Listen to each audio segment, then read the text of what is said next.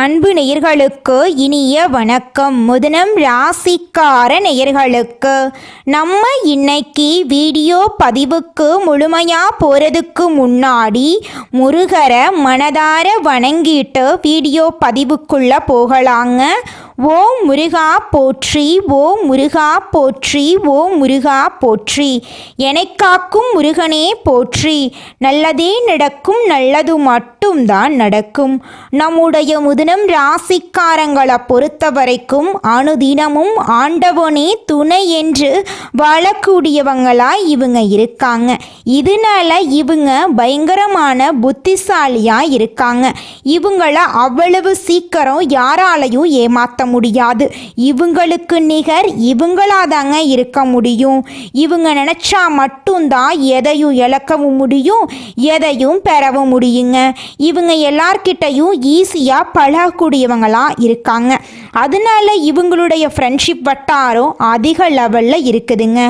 இவங்க உண்மைக்கு புறம்பா எந்த காலத்திலையும் எந்த ஒரு செயலையும் செய்ய மாட்டாங்க. இவங்களை பொறுத்த வரைக்கும் தான் மட்டும் நல்லா இருக்கணும் அப்படிங்கிற சுயநலம் கிடையாதுங்க. தன்னை சுற்றி இருக்கிற எல்லாருமே நல்லா இருக்கணும் அப்படிங்கிற பொதுநல குணத்தோட இவங்க வாழ்ந்துக்கிட்டு இருக்காங்க. இவ்வளவு அருமையான நற்குணங்களை கொண்ட மிதுனம் ராசிக்கார நண்பர்களே, எல்லாரும் நலமாக இருக்கீங்களா? எங்கம்மா நீங்கள் வேற எங்கள் வாழ்க்கையில் இருக்கக்கூடிய பிரச்சனைகளை பார்த்தா நீங்களே கண்ணீர் விட்டுருவீங்க. அந்த அளவுக்கு பிரச்சனைகளையும் கஷ்டங்களையும் அனுபவித்து நாங்கள் வாழ்ந்துட்டுருக்கோம். எங்கள் வாழ்க்கையில் எங்கம்மா நிம்மதி அப்படின்னு உங்கள் மனசில் நினைக்கிறது புரியுதுங்க. மிதுனம் ராசிக்கார நேயர்களே, உங்கள் வாழ்க்கையில் இருக்கக்கூடிய இந்த கஷ்டமான சூழ்நிலை இந்த மாதம் மாறப்போகுது. இது நாள் வரைக்கும் இருள் சூழ்ந்து கிடந்த உங்கள் வாழ்க்கையில் இனி வரக்கூடிய காலங்களில் பிரகாசம் வரப்போகுது. உங்கள் வாழ்க்கையில் இது நாள் வரைக்கும் இருந்த தடை தாமதங்கள் எல்லாமே காணல் நீராக மறைய போகுது. உங்களுடைய ஆசைகள் கனவுகள் எல்லாமே நிறைவேறப் போகுது. திருமணம் ஆகாதவங்களுக்கு திருமணம் நடக்க போகுது. குழந்தை பாக்கியம் இல்லாதவங்களுக்கு குழந்தை பாக்கியம் கிடைக்க போகுது. பூர்வீக சொத்து ரீதியாக இருந்த அனைத்து பிரச்சனைகளுக்கும் தீர்வு கிடைக்க போகுது. உங்களுக்கு வரவேண்டிய பூர்வீக சொத்து உங்க கையில வந்து சேரப்போகுது. உங்களை வேண்டான்னு சொல்லிட்டு போன உறவினர்கள் எல்லாருமே உங்களை தேடி வரப்போறாங்க. உங்க குடும்பத்துல சுபகாரியங்கள் அடுக்கடுக்கா நடக்க போகுதுங்க. உங்களுடைய கனவுகள் நனவாக போகுது. படிச்சு முடிச்சுட்டு வேலை தேடிட்டு இருக்கிறவங்களுக்கு படிப்புக்கும் தகுதிக்கும் ஏற்ற மாதிரி நல்ல வேலையெல்லாம் கிடைக்க போகுதுங்க. நம்மளுடைய மிதுனம் ராசிக்காரங்க புதன் பகவானை அதிபதியாக கொண்டவங்க. இவங்க அறிவாளிகள், மற்றவங்க வியக்கும் அளவுக்கு புத்திசாலிகளாக இருப்பாங்க. இவங்க படைப்பாற்றல் மிக்கவங்க. ஆனால் தங்கள் திறமைகளை தங்களுக்காக பயன்படுத்துறதே கிடையாதுங்க. இவங்க வாழ்க்கையின் சூட்சமங்களை அறிந்தவங்களாக இவங்க இருக்காங்க. ஆன்மீகத்திலும் அறிவாற்றலிலும் சிறந்தவர்களாக இவங்க இருக்காங்க. இவங்க மற்றவர்களை ஆச்சரியப்பட வைக்கும் அளவுக்கு உயர்வை அடைய போறாங்க. சாதாரண நிலையில் இருந்தாலும் ஒரு நாள் உயர்ந்த நிலைக்கு இவங்க வருவாங்க. அந்த அளவுக்கு திறமைகள் இவங்க கிட்ட இருக்கு. மிதுனம் ராசியினர் பின்னணியை உருவாக்கக்கூடியவங்களா இருக்காங்க. இவங்க குடும்பத்தில் ஒரு பெயரை உருவாக்க வேண்டும் அப்படின்னு நினைப்பாங்க. இவங்க புத்திசாலிகளாகவும் எதையாவது படித்து தெரிந்து கொள்ளும் ஆர்வம் உடையவர்களாகவும் இருப்பாங்க.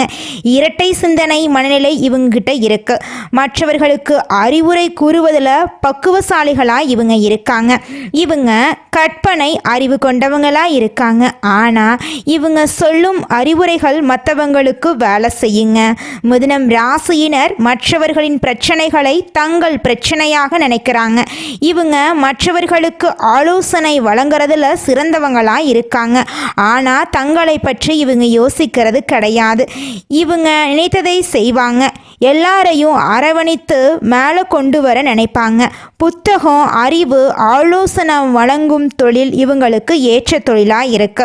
பேச்சாளர், வழக்கறிஞர்கள், ஆடிட்டர் போன்ற தொழில்களில் சிறந்து விளங்குவாங்க நம்மளோட மிதுனம் ராசிக்காரங்க. 33 வயசுக்கு மேலே படிப்படியாக நல்ல முன்னேற்றம் இவங்க வாழ்க்கையில் வரும். மிதுனம் ராசியினருக்கு அதிர்ஷ்டம் தரக்கூடிய நிறம் பச்சை நிறம்.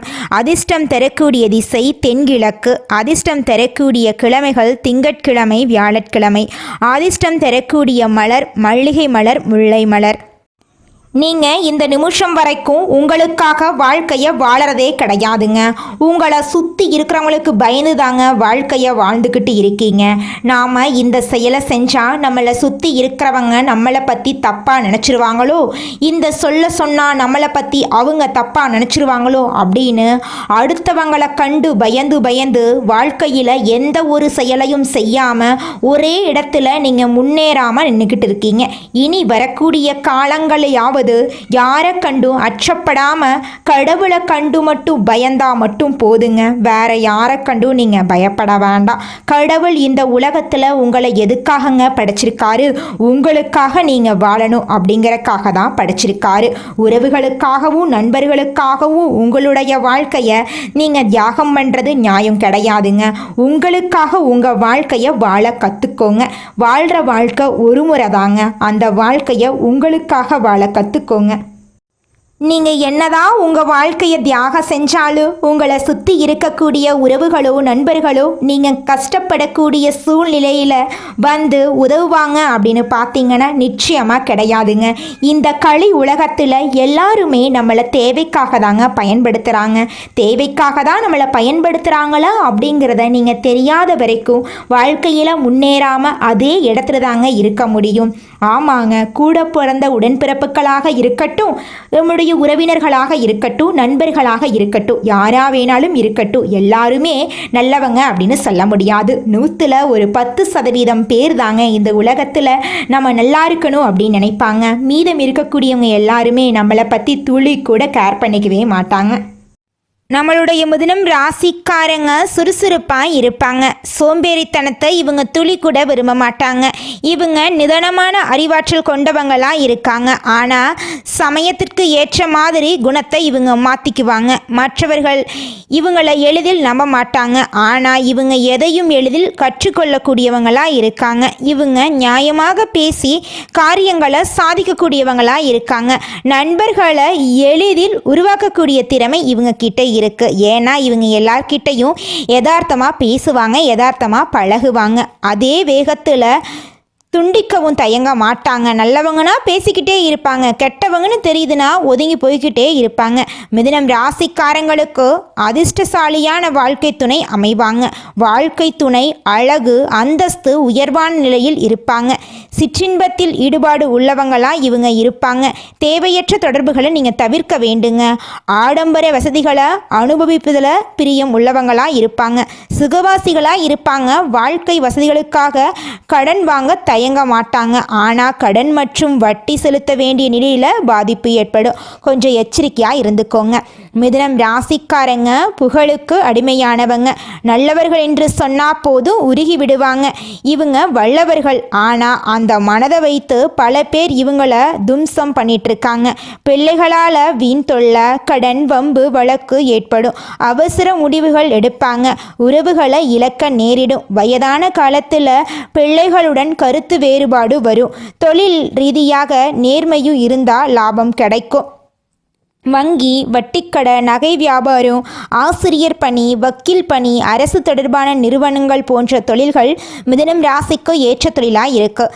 கமிஷன், ஏஜென்சி, பால், நெய், வெண்ணெய் ஏற்றுமதி போன்றவற்றில் இவங்களுக்கு லாபம் கிடைக்கும். உஷ்ண உணவு, காரசார உணவு, அசைவ உணவுகளை இவங்க தவிர்க்கணும். பால், தயிர், நெய், வெண்ணெய், பசலைக்கீரை, தக்காளி, அவரை, தர்பூசணி, முட்டை, வாழைப்பூ போன்றவற்றை இவங்க உணவில் எடுத்துக்கொள்கிறது இவங்க வாழ்க்கைக்கு ரொம்பவும் நல்லதுங்க.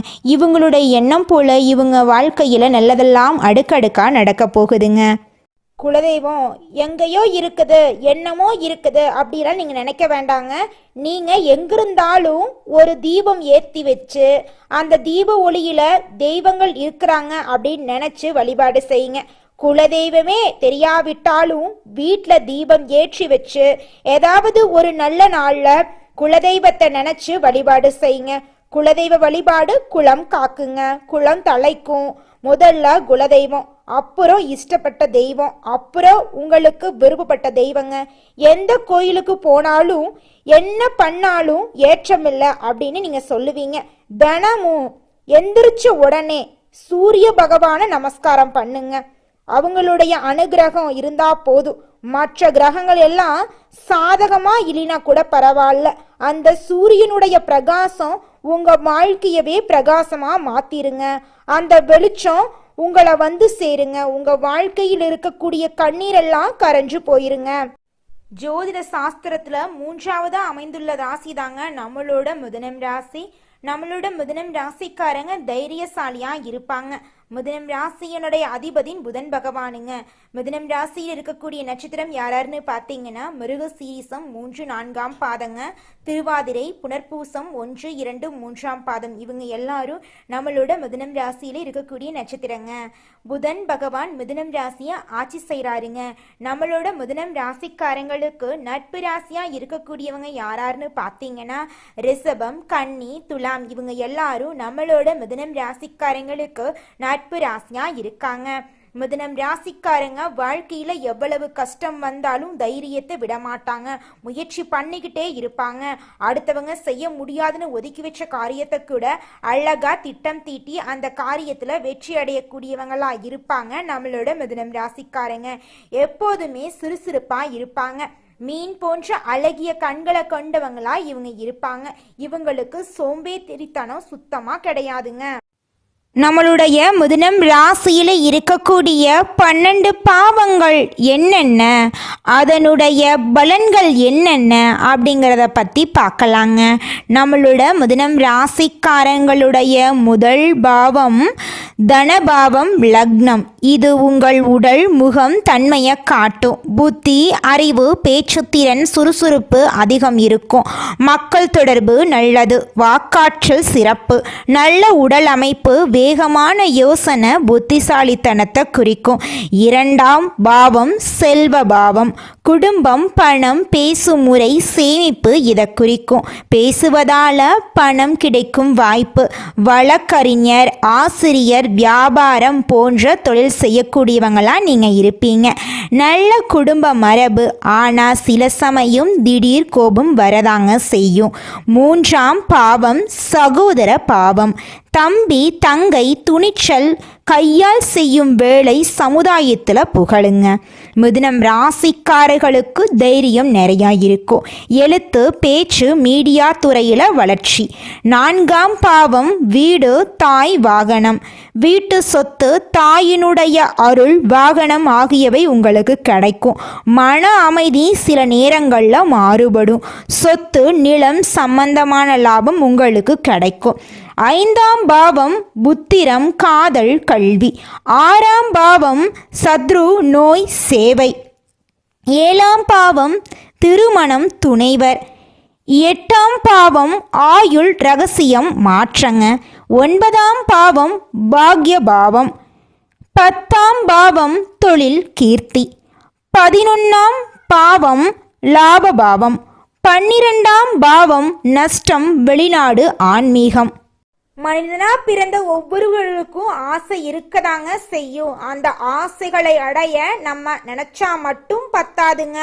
முழு மனசோட நம்மளுடைய ஆசைகளை அடைவதற்கான வழியை ஒவ்வொரு நாளும் என்ன பண்ணணும்னு யோசிச்சு அதற்கான திட்டங்களை தீட்டி உழைச்சிக்கிட்டே இருக்கணுங்க. உழைச்சா நிச்சயமா நம்மளுடைய ஆசைகள் எல்லாமே நிறைவேறிடுங்க. உங்க வாழ்க்கையில இனி வரக்கூடிய காலங்கள்ல உங்களுடைய அனைத்து ஆசைகளும் நிறைவேற போகுதுங்க. அப்படி ஒவ்வொரு மனிதனுக்கும் இருக்கக்கூடிய பொதுவான ஆசை என்னன்னு பார்த்தீங்கன்னா 16 செல்வங்களையும் அடைந்து வாழணும் அப்படின்னு தான் ஒவ்வொரு மனிதனுடைய ஆசையும் இருக்குதுங்க. பணம் வேணும், பதவி வேணும், புகழ் வேணும், கௌரவம் வேணும் அப்படின்னு தான் ஒவ்வொரு மனிதனும் தினமும் வாழ்ந்துகிட்டு இருக்கான். அதை நோக்கிய பயணத்தை தான் ஒவ்வொரு நாளும் மனிதன் வாழ்ந்துகிட்டு இருக்கான். ஒவ்வொரு நாளையும் ரசிச்சு வாழ்றது கிடையாது எந்த ஒரு மனிதனும். போராட்டத்துல தாங்க இந்த உலகத்துல ஒவ்வொரு மனிதனும் வாழ்க்கைய வாழ்ந்துட்டு இருக்காங்க. இந்த உலகத்துல யாருங்க கோடீஸ்வரன்? கோடி கோடியா பணம் வச்சிருக்கிறவங்களா, பிடிச்ச உணவுகளை சாப்பிட்றவங்களா, பிடிச்ச உறவுகள் கிட்ட பேசுறவங்களா, இதுல யாருமே கோடீஸ்வரன் கிடையாதுங்க. யார் ஒருத்தவங்க நோய் நொடி இல்லாம மனக்கவலை இல்லாம நிம்மதியா தூங்குறாங்களோ அவங்க தாங்க இந்த உலகத்திலேயே சிறந்த கோடீஸ்வரன். அப்பேற்பட்ட கோடீஸ்வரன் ஆகக்கூடிய யோகம் உங்களுக்கு இந்த மாதம் அமைஞ்சிருக்குதுங்க. உங்க வாழ்க்கையில இனி வரக்கூடிய காலங்கள்ல கவலை கண்ணீர் அப்படிங்கிற பேச்சுக்கெல்லாம் துளி கூட இடம் கிடையாதுங்க. இது நாள் வரைக்கும் உங்களுடைய மனசில் இருந்த மனக்கவலைகள் எல்லாம் இனி வரக்கூடிய காலங்கள்ல காணாம போகுதுங்க. நீங்க சந்தோஷமான ஆரோக்கியமான வாழ்க்கைய இனி வரக்கூடிய காலங்கள்ல வாழ போறீங்க. உங்க வாழ்க்கையில சந்தோஷம் நிலைச்சிருக்க போகுதுங்க. இந்த உலகத்தில் ஒரு சராசரி மனுஷனுடைய ஆசை என்னவாங்க இருக்கும்? எனக்குன்னு ஒரு வீடு வேணும், எனக்குன்னு ஒரு வாழ்க்கை துணை வேணும், எனக்குன்னு ஒரு நிரந்தரமான வேலை வேணும், நோய் நொடி இல்லாத வாழ்க்கை வேணும். இதுதாங்க ஒரு சராசரி மனிதனுடைய ஆசையாக இருந்திருக்கும். அந்த ஆசைகளை கூட நீங்கள் இது நாள் வரைக்கும் அடைய முடியாமல் ரொம்பவும் கஷ்டப்பட்டுட்டு இருந்தீங்க. ஆனால் இனி வரக்கூடிய காலங்களில் உங்களுடைய சராசரி ஆசையெல்லாம் நிறைவேறும் போகுதுங்க.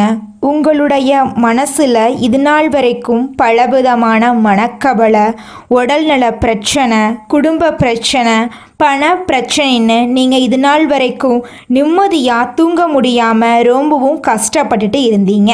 ஆனால் இனி வரக்கூடிய காலங்களில் உங்களுடைய உடல்நல பிரச்சனை, மனப்பிரச்சனை, பணப்பிரச்சனை எல்லாமே காணல் நீராக மறைய போகுது. உங்களுடைய வாழ்க்கையே அழகாக மாறப்போகுதுங்க.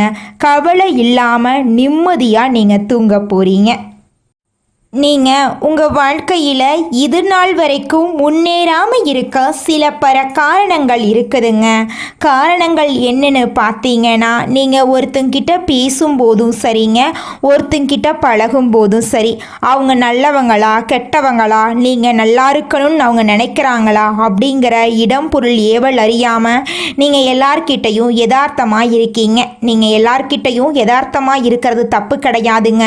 நல்லவங்க யாரு கெட்டவங்க யாருன்னு அறிஞ்சு செயல்படுறது உங்களுக்கு ரொம்பவும் நல்லதுங்க. உங்களுடைய குடும்ப ரகசியங்களையும் தொழில் ரகசியங்களையும் மற்றவங்க கிட்ட பகிர்றதுக்கு முன்னாடி 1க்கு 2 முறை ஆலோசனை பண்ணுறது உங்களுக்கு ரொம்பவும் நல்லதுங்க. ஏன்னா இந்த உலகத்தில் 190% பேர் நீங்கள் நல்லா இருக்கக்கூடாது அப்படின்னு தாங்க நினைப்பாங்க. அந்த 10% பேர் தான் நீங்கள் வாழ்க்கையில் முன்னேறணும் அப்படின்னு நினைப்பாங்க. அந்த 10% பேரை நீங்கள் கண்டுபிடிச்சு அவங்க கிட்ட உங்கள் வாழ்க்கையோட ரகசியங்களை சொன்னீங்கன்னா கூட உங்கள் வாழ்க்கையில் எந்த பிரச்சனையும் வராதுங்க.